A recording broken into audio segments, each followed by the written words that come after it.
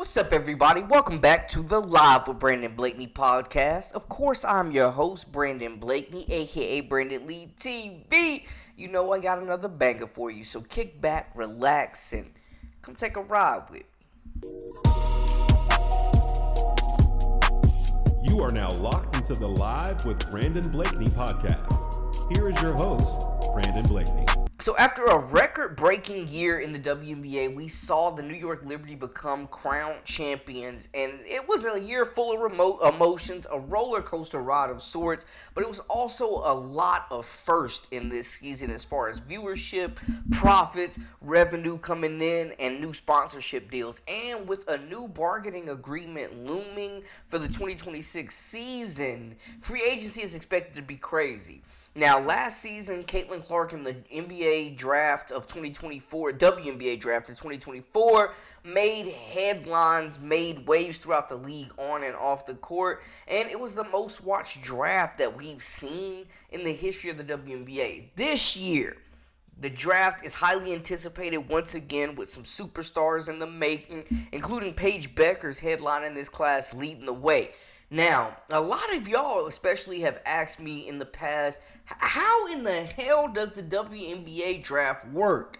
Well, I'm going to explain the process, so let's get into it. Okay, so there are 14 lottery balls numbered 1 through 14 and mixed into a lottery machine. 4 lottery balls are drawn to create a 4-number combination. The qualifying team that holds the 4-digit combination will receive the number 1 overall pick. This process repeats to determine the number 2 pick. The number 3 pick will be awarded to the remaining draft lottery team with the worst cumulative record over the last 2 WNBA seasons. The final remaining draft lottery will receive the number 4 pick. Giving y'all a breakdown, a lot of people are expecting the Los Angeles Sparks to get that first pick, or the Dallas Wings as well. Now, how do teams qualify for the draft lottery, and what about the remaining 8 teams currently in the league and the Golden State Valkyries, the new expansion team who will be debuting? They will have the 5th pick. The 4 teams that missed out on the 2024 WNBA playoffs qualified for the 2025 WNBA draft lottery. The remaining first 2 selections order is determined by the inverse order of each team's 2024 regular season record. The Golden State Valkyries, like I mentioned, will have the 5th pick. And they're predicting right now Washington Mystics would have the 6th pick. This pick would be from the Atlanta Dream via the Dallas Wings trade. The Mercury would slide into 7th potentially. But the New York Liberty, something to mention, has the right to swap this first-round pick with Phoenix's if the pick is higher than the Liberty, which it will be more than likely. You got the Indiana Fever at 8, who could do a lot of things there. Seattle Storm 9, Chicago Sky 10, and that is from the Connecticut Sun. So that's the 2nd pick that they got when they moved Marina Mabrey in the first round. Then they got the Minnesota Lynx at 11 and the New York Liberty at 12, who can swap their pick with the Phoenix Mercury if it's higher, and it probably will be. Draft selection order for the 2nd and 3rd rounds will remain with inverse order of the team's 2024 regular season records, with the exception of Golden State, who will receive the 5th pick in the 2nd and 3rd rounds. The Chicago Sky will take part in the WNBA draft lottery, and they're probably giving that pick up to the Wings. So it's a result of a 2023 trade that Dallas has the rights to swap the first-round pick with Chicago, which it will exercise, like we mentioned, if Chicago's first-round pick is above the Dallas Wings pick.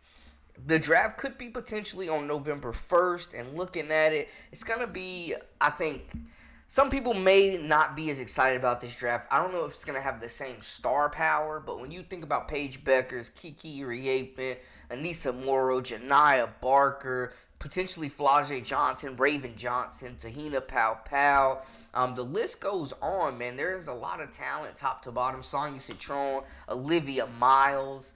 This is going to be, I think, a really productive draft with role players. It's not going to have a whole lot of franchise players, but you're going to get players that are immediately ready to play. So that kind of gives you the look. I know a lot of people have been wondering what the Indiana Fever will do. Will they go with like a Janiyah Barker somebody that can play the 3 or the 4 at 6'4", defensive minded, but can also hit threes. Sonya Citrone would probably be there at 8 as well. Think about Danny Green with handles, can really shoot the lights out, and can play the point guard position too as a secondary ball handler when needed. Olivia Miles, one of the best passers and true point guards in the entire country. Coming off of ACL, literally had a triple-double her first game if they decide to go back up point guard.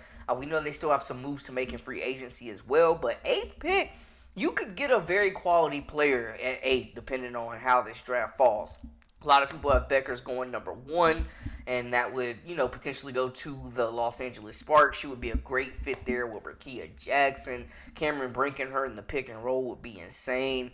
They still bring back a lot of talent as well, potentially. So we'll see what they do. The Washington Mystics, the Dallas Wings are going to be teams to look out for as well. The Atlanta Dream. Who will get that first pick of the draft? That will be crucial. But now y'all have a breakdown of what the draft lottery could look like, how it works, how picks will be determined, and what to expect moving forward during that draft. That's a wrap for us. Make sure y'all hit that subscribe button to stay up with all the latest and the greatest. Join our memberships. We got that exclusive content coming daily, weekly, whenever you need it. Follow us on all social media at Brandon Lee TV as well. Until next time, we out.